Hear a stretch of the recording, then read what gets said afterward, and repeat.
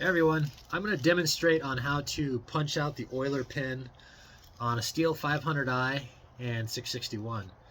I'm going to do it a little differently than you see on YouTube. I'm going to do it like you're fed up with not having your saw oil enough in the bush, cutting timber, trees, whatever, with the tools you'd have on you.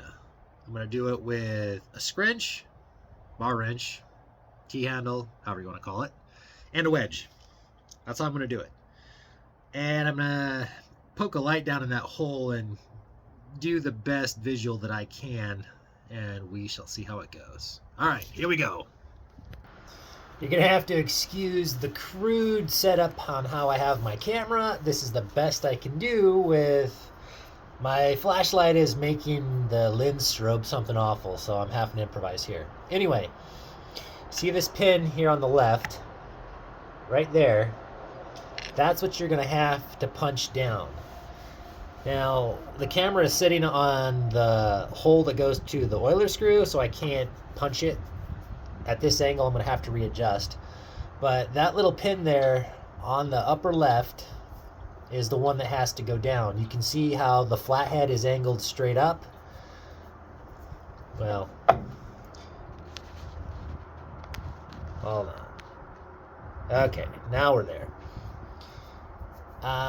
When it turns clockwise, it's at full adjustment right now. That pin there on the left stops it. And you're not able to get any more oil out of your pump. You can turn it like 1/8 of a turn.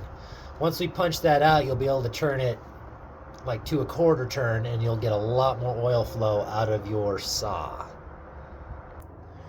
All right, this is the amount of turning we're able to get out of the screw right now. Straight on, we can turn it to there. This is all we got. So I really can't get the camera in the best spot. So what I'm going to do is I'm going to put the handy dandy West Coast bar wrench down in there. I'm going to put it on that little pin that I showed you. I'm going to pop it with a wedge. Here we go.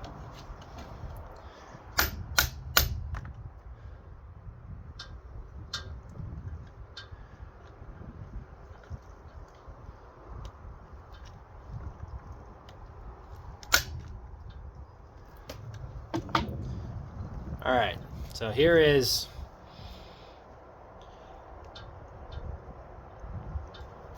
straight up. This is where we normally get. Now we get all the way to here. We got a whole another, what, 1/8 turn? So now we're at a full 1/4. That's turned all the way up. Look how much farther we got.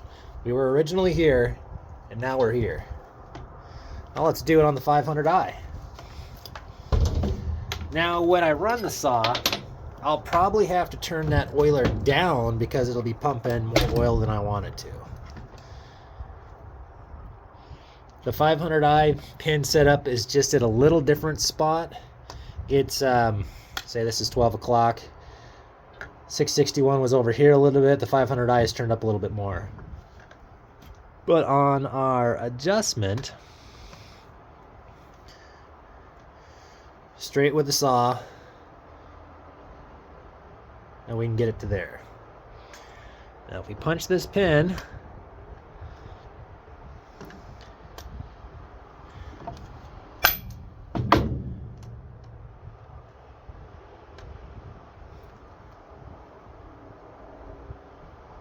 we're able to give it a bit more.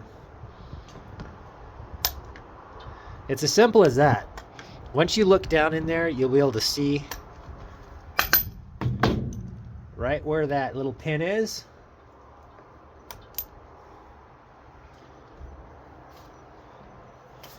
And you just give her a tap or two, and it lowers it so the rest, because there's stoppers on each side of that adjuster screw.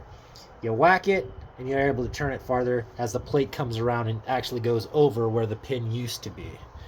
It's really quite simple. Now the 400, maybe I'll take a look at that one. It's a bit more difficult because they use the carb adjuster screwdriver is the only one you can fit down there. You can't fit a bar wrench down the hole on the 400C, which is really irritating. You have to carry a carb tool with you. They actually give you a carb tool with that saw on a saw that does not have a carburetor that you can manually adjust. It's really, I don't know, a design flaw as far as I'm concerned. So I don't know if I want to get into that one or not, because I have to go find a carb tool. But yeah, for the 661, the 500i, that's as easy as it is. And you'll be oiling a heck of a lot more.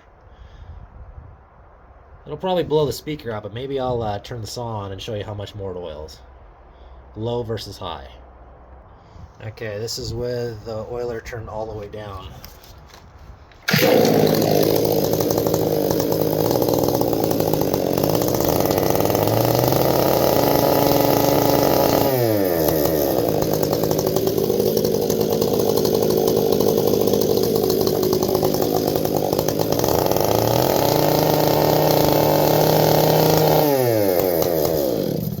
That's when it turned all the way up. It wasn't even wanting to pump under throttle when it was all the way down. I turned it all the way up past what it was at max before, and now it's just spurting the oil. So yes, it's really quite worth it to punch that pin and turn your oiler up. It will make your bars last quite a bit longer. They won't heat up so bad, and you use a little more oil, but the trade-off is worth it. Bars are, you know, pushing $200 now for a good light bar, so you want to keep them in good shape. So there you have it. Tools I used: West Coast saw, bar wrench, and a wedge. It's as easy as that. I'll show you, I'll peek down in the hole there so you can see what it looks like now versus what it was prior. Okay, we're back to the 661. This is where the oiler is all the way low. This is where the oiler was at normal all the way high. And this is now what it looks like after that pin has been punched. It's all the way to the right. So where that thicker part is of the plate to the, say, 10 o'clock portion, that's where the pin is now. That plate is now over the top of the pin that's been punched out. We get a lot more adjustment on this screw compared to what it normally was. So yes, well worth it. You should do it to all your saws if you want to dump some more oil down that bar and keep it well lubricated. It's well worth it, and everything will function better.